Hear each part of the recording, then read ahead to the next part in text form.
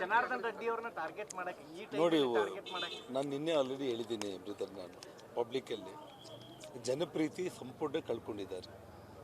ಅಭಿವೃದ್ಧಿ ಕೆಲಸಗಳು ಅವನಿಗೆ ಮಾಡಲಿಕ್ಕೆ ಅವನ ಕೈಯಲ್ಲಿ ಆಗ್ತಾ ಇಲ್ಲ. ಸಾಕಷ್ಟು ಸಾವಿರಾರು ಕೋಟಿ KMRF ಫಂಡ್ಸ್ ಇದ್ದರೂ ಕೂಡ ಅದನ್ನು ಅವನು ಉಪಯೋಗಿಸ್ಕೋಬೇಕಾದ್ರೂ ಕೂಡ ಮೊನ್ನೆ ಅಸೆಂಬ್ಲಿಯಲ್ಲಿ ಮಾತಾಡ್ತಾ ಇದ್ದ, ಅದು ಕೂಡ ಬರ್ತಾ ಇಲ್ಲ ನಮಗೆ ಅಂತೇಳಿ ಅವನೇ ಮಾತಾಡ್ತಾ ಇದ್ದ.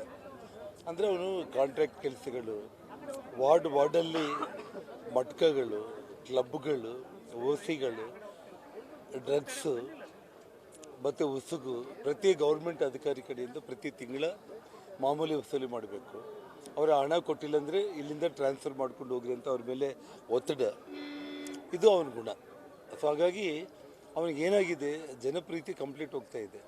ಹೆಚ್ಚು ಕಡಿಮೆ 2 ವರ್ಷ ಚುನಾವಣೆ ಇರುವಂಥದ್ದು. ಈ ಸಮಯದಲ್ಲಿ ನಮ್ಮ ಮೇಲೆ ಅಟ್ಯಾಕ್ ಮಾಡೋದ್ರಿಂದ ಆ ವಾಲ್ಮೀಕಿ ಬ್ಯಾನರ್ನ ನೆಪ ಇಟ್ಕೊಂಡ್ಬಿಟ್ಟು ನಾನೇನು ಹೀರೋ ಆಗ್ಬೋದು ಅಂತ ಅವನು ಪ್ರಯತ್ನ ಮಾಡಿದ. ಬಟ್ ಭಗವಂತನವನ ಮೇಲೆ ಒಬ್ಬ ಇದ್ದೇ ಇರ್ತಾನೆ. ಅವನು ಮಾಡಿರೋ ಎಲ್ಲ ಕುತಂತ್ರದಲ್ಲಿ ಇವತ್ತು ಇಡೀ ಜಗತ್ತಿಗೆ ಅವನು ಏನನ್ನೋದು ಇವತ್ತು ಎತ್ತಿ